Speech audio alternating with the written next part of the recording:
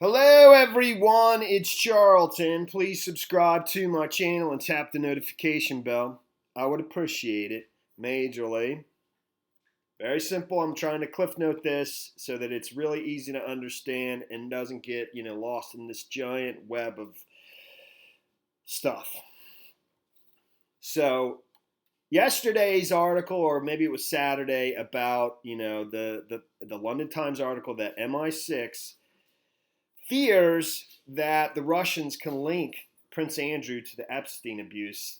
That was a big moment for me. And basically, and that's it. I mean, there's some source within MI6, the British intelligence agency, that believes that the Russians may have dirt on Prince Andrew. So if the Russians have dirt on Prince Andrew, that they can link him to the Epstein abuse, does that mean that the Russians have dirt on Bill Clinton, that they can link Bill Clinton to the Epstein abuse?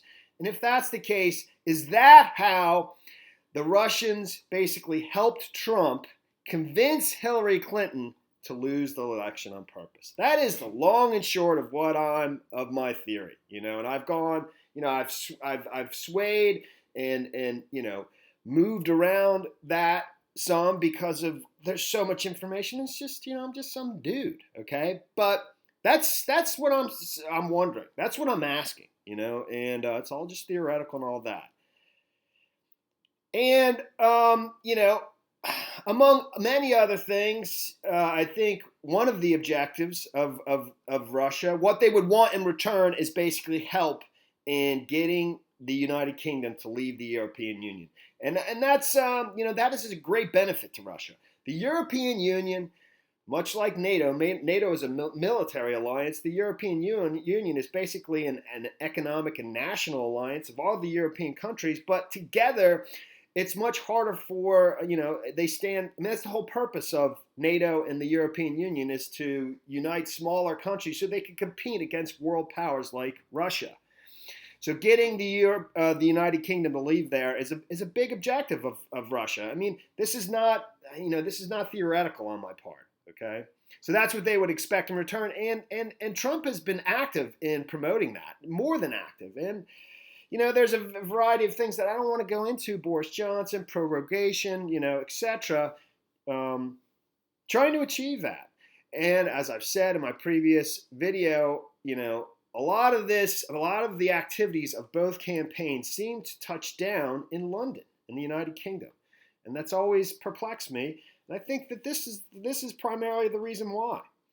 And some of these other incidental things, that took place during the campaign, they were basically meant to ensure that people didn't think or suspect that Hillary was losing the election on purpose. Okay. And, I can't, let's just say I'm right. Okay. I couldn't possibly know at what point Hillary and Bill Clinton decided that, they did have to lose on purpose. I don't know if they were in on it with with Trump from the very beginning, or if at some point they were trying to head him off, and at some point realized that it was futile and that they were going to have to comply, and and became and assisted in the conspiracy. I just don't know when that would be. But I do find it very curious that, MI6, and this all started with yesterday's article from the London Times, actually it was from Saturday, about that, they have a source that fears, that the Russians can link Prince Andrew to the Epstein abuse. And this is MI6, but it's such a big coincidence that the Clintons ended up employing a former MI6 British intelligence officer, Christopher Steele, to supposedly dig up dirt on Trump, through, as it relates to Russia. And it's so crazy that right before they employed him, in April of 2016, right before he was contacted by, Fusion GPS on behalf of the Clintons, of the Clinton campaign, he had been working on something called Project Charlemagne, which was investigating Russian interference into the four major countries of the European Union for some unnamed private client. Okay, he had been investigating Russia interference right before the Clintons hired him. And to me, it just seems like that's the perfect alibi, and for them, and the perfect cover to basically conceal the fact that they may have been working with Trump from the very beginning. They may have been forced, just like I laid out right here, but that's what it appears to be to me. It's just what it appears. I don't know. And the Russian dossier that he ultimately compiled on Trump was so ridiculous, right? And it also provided the perfect thing for Trump to basically point to, that say that it was all giant hoax, and that this is how the investigation got started, which Trump has pounded over and over again, which is actually not true to the best of my knowledge, and you have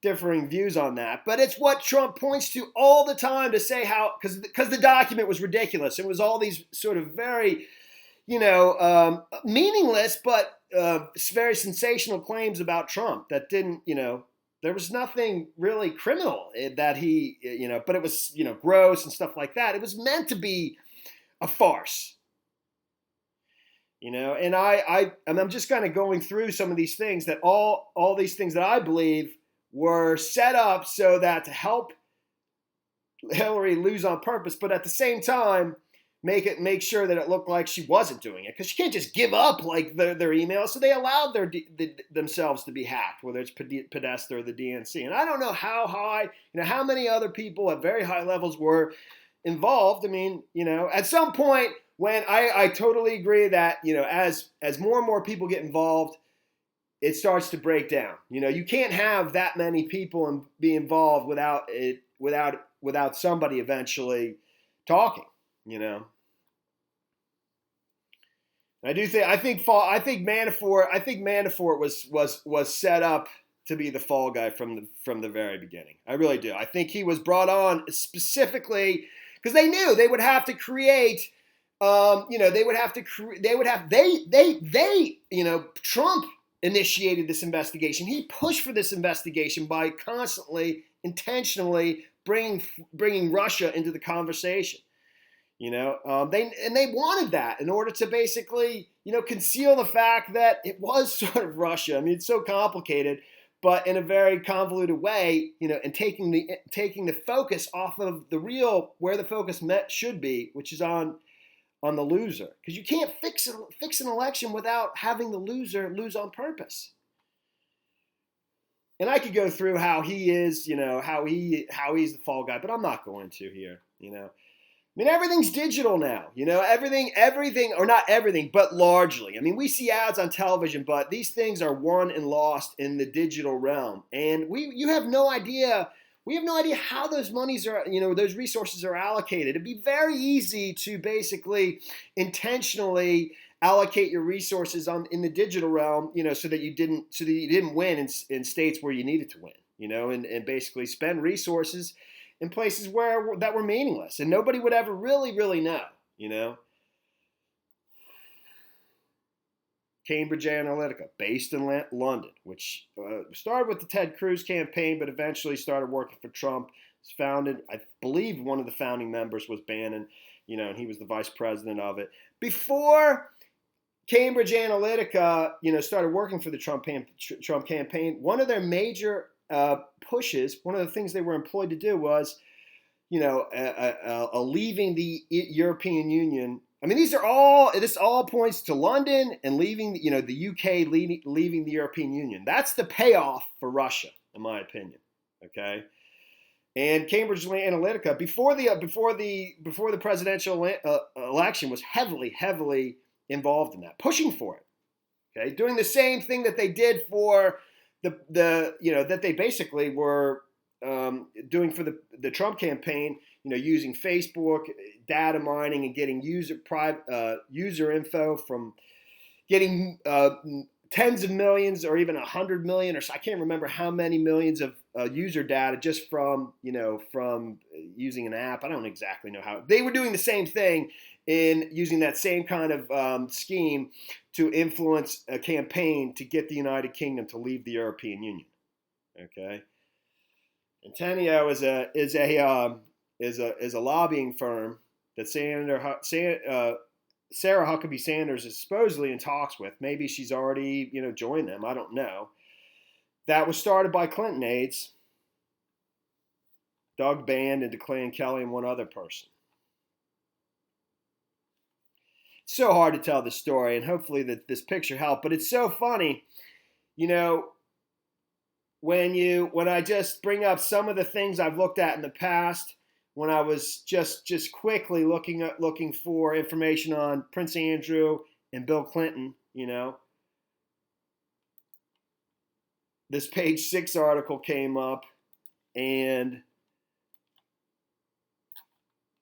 I mean, tons of people know way more about this than me, but sometimes that's a good thing. It's actually, the less information sometimes is better because you're able to form a proper conclusion without all this false information.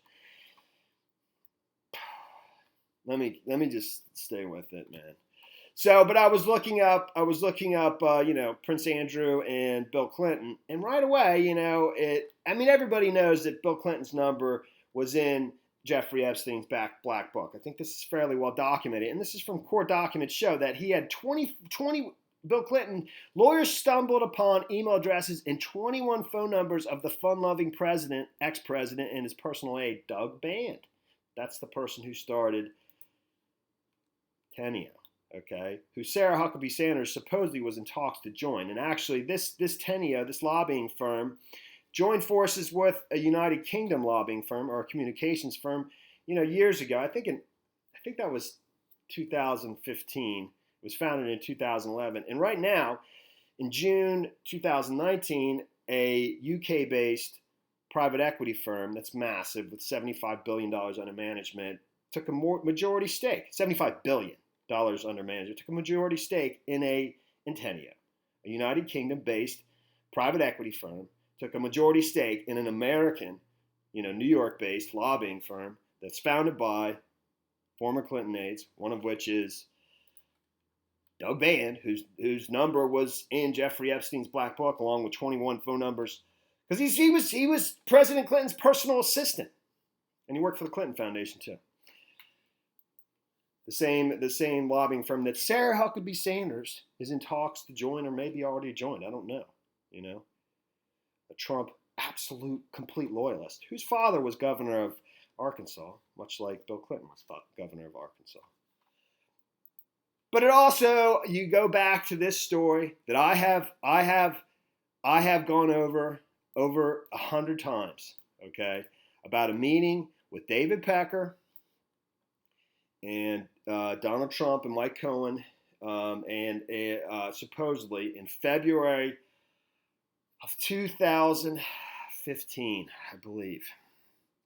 February 2015. This is before Trump announced his presidency. I think he did that in June of 2015. It's complicated, man. But in this meeting, supposedly Sam Nunberg, told this reporter from Vanity Fair that he entered the office after David Pecker had just left. He actually saw him leave the office. Michael Cohen was still in there, and a copy of the National Enquirer with pictures of Prince Andrew was on Trump's desk. And Sam Nunberg recalled that Trump said not to tell anyone, but that Pecker had just been there and he brought the issue with him. Trump said that Pecker had told him that the pictures of Clinton that Epstein had from his island were worse presumably than Prince Andrew. And so we go back to the very beginning that if the Russians, could tie Prince Andrew to the Epstein abuse, could the Russians tie Bill Clinton to the Epstein abuse? And is that how the Russians helped Donald Trump get Hillary Clinton to lose the election on purpose? And last, I mean, these were all in videos that I did, and there's more, believe me, I just can't do it all in right now. I go back to a dinner in London. This is of Lady Victoria Hervey. It's her story about a dinner she attended when she knew Prince Andrew. She dated him once. It never went anywhere, but she remained friends with him. And she attended a dinner that only had about 10 people there. 4 of them were Prince Andrew, Donald Trump, and Bill Clinton, and Ghislaine Maxwell. That's it. That's the story there. That's the story there. One more time. I mean, this is, this is a real, this is a story. This is not me. Okay. This is the London Times that MI6 fears Russia can link Prince Andrew to Jeffrey Epstein abuse. And if the Russians can link Prince Andrew to Jeffrey Epstein abuse, can the Russians link Bill Clinton to Jeffrey Epstein abuse? And is that how the Russians helped Donald Trump convince Hillary Clinton to lose the election on purpose? And in the process, part of the payday would be his assistance in getting the United Kingdom to cross the finish line with Brexit and get the United Kingdom to leave the European Union and other things, And he gets the presidency. And that way, Russia owns both these two people, I don't think Trump really cares that much, I don't think they own him completely. I don't think Trump would care if people knew this that much. He would say he was doing it, doing it to win and doing it to ultimately do good things for the country. Honestly, I think he probably in his head, that's what he thinks. And that this is a small price to pay and other things, whether it's, advocating for them being, added back to the G7, so it's G8 and helping them in Ukraine, expanding, it's basically squeezing Russia from both, Europe from both sides, from Eastern Europe and from, the largest economy, I think. I don't know if Germany's got a bigger economy than the United Kingdom or not, on the western border of Europe. All right, that's the story. That's the story there. Thanks for watching my videos. It never works out. It's so hard to make it into a simple thing. And, that's it. That's it. That's life. Thanks for watching my videos. Please subscribe to my channel. Give me a like down below. I'll see you in the next video. Later, man.